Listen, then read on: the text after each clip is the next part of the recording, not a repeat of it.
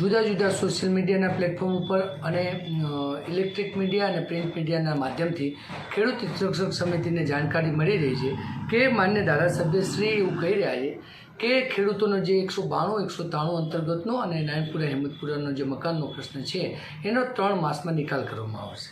ત્યારે હું આપના માધ્યમથી સરકારશ્રીને અને આ વત વિસ્તારના ધારાસભ્યશ્રીને 2-4 પ્રશ્ન પૂછવા માગું છું કે ખેડૂત હિતરક્ષક સમિતિ દ્વારા 6/2/2025ના રોજ માન્ય કલેક્ટર સાહેબશ્રીને એક આવેદનપત્ર સુપ્રત કરવામાં આવ્યું હતું।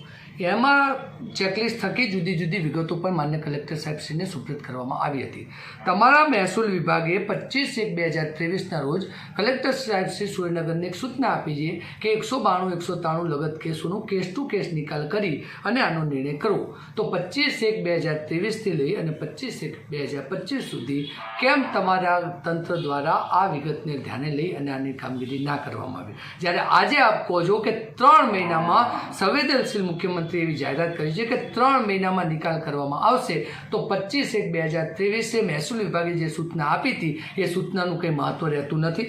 સાથે સાથે આપ જે પ્રમાણે આનું અવલોકન કરો છો કે પાટડીની જે સીમ જમીન છે 192, 193, 194 એના કારણે ખેતીની જંત્રી પણ ભરવામાં આવે છે અને ખેતીની જમીન ઉપર જંત્રી તરીકે પ્રીમિયમ લેવામાં આવશે।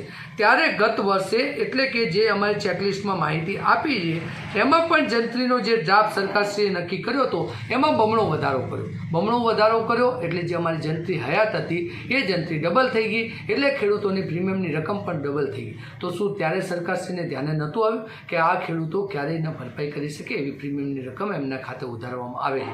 હવે એનાથી પણ આગળ પરિપ્રેક્ષમાં વિચારવા જઈએ, એક બાજુ મહેસૂલ વિભાગ કલેક્ટર સાહેબશ્રીને સૂચના આપે છે કે આનો કેસ ટુ કેસ કરી નિકાલ કરવો, એક બાજુ આપ ઇલેક્ટ્રિક મીડિયા અને પ્રિન્ટ મીડિયાને માહિતી આપો છો કે આ સરકારશ્રી આ બાબતે ખૂબ ગંભીર છે, 3 મહિનામાં એનો નિકાલ કરશે અને સાથે સાથે સરકારશ્રીએ પરિપત્ર કરી અને આખા ગુજરાતની સૂચિત જંત્રીનો ડ્રાફ્ટ તૈયાર કર્યો અને એ જંત્રીના પરિપ્રેક્ષમાં જો આપણે વિચારવા જઈએ તો પાટડીની સીમ જમીનની જંત્રી ઓછામાં ઓછી 975 કરી અને વધુમાં વધુ 3200 તો ખાલી ખેતીની કરી, બિન ખેતીની તો 4000થી લઈને 7000 સુધી તમે જંત્રીના ડ્રાફ્ટમાં સૂચિત કરવામાં આવી છે। તો જો આ જંત્રીનો ડ્રાફ્ટ સરકારશ્રી દ્વારા માન્ય રાખવામાં આવે તો શું આના આધારે જે ભરવાની રકમ થાય એ જંત્રીની રકમ ક્યારેક ખેડૂતો ભરી શકે?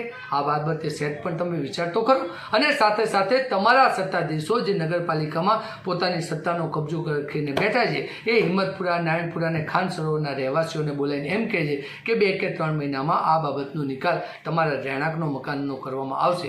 તો છેલ્લા ઘણા વર્ષોથી, જેને આપણે ગણી ના શકાય એટલા વર્ષોથી જો નગરપાલિકામાં એક હતું તમારું શાસન હોય તો આજ દિન સુધી તમે કેમ આ મકાનોની ચિંતા ના કરી, તેમ તમે આ બાબતે કોઈ ઠોસ રજૂઆત કરી અને પરિણામ સુધી પહોંચવાની તમે તસ્દી ના લીધી। એટલે ખેડૂતો અને ગરીબ પરિવારોની મશ્કરી બંધ કરો। જે મુજબ કાયદાકીય કાર્યવાહી થઈ રહી છે અને જે પ્રમાણે આનો સત્વરે નિકાલ લાવવો જોઈએ એ મુદ્દાને ગંભીરતાથી લઈ એ દિશામાં આગળ વધો। એ દિશામાં રાજકીય પરિપ્રેક્ષમાં ના જોશો। આ એટલો ગંભીર મુદ્દો છે કે જો આમાં તમે રાજકીય પરિપ્રેક્ષમાં આને આંકલન કરવાનું શરૂ કરશો તો પાટડી અને પાટડી આજુબાજુના 7 ગામો એ ક્યારેય પોતાની જાતને ઊભા ન કરી શકે, એટલી મોટી ખાઈમાં ધકેલવાનું પાપ આપણે લોકો કરીશું। એટલે ખેડૂત હિતરક્ષક સમિતિના સંયોજક તરીકે હું આમને વિનંતી કરું છું કે આ મુદ્દાને ખૂબ ગંભીરતાથી વિચારો। સાથે સાથે દસાડા તાલુકાના જે પાક નિષ્ફળ સહાયથી વંચિતો ખેડૂતો પોતાની રાવ લગાવીને તમારી પાસે બેઠા છે કે તમે એમને પાક નિષ્ફળ સહાયની રકમ ચૂકવો।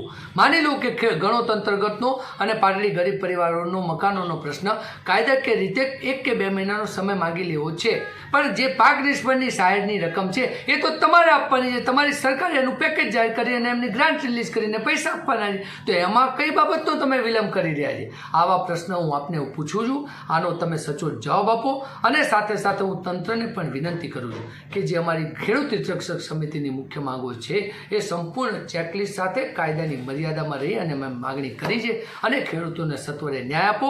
ખેડૂત હિતરક્ષક સમિતિને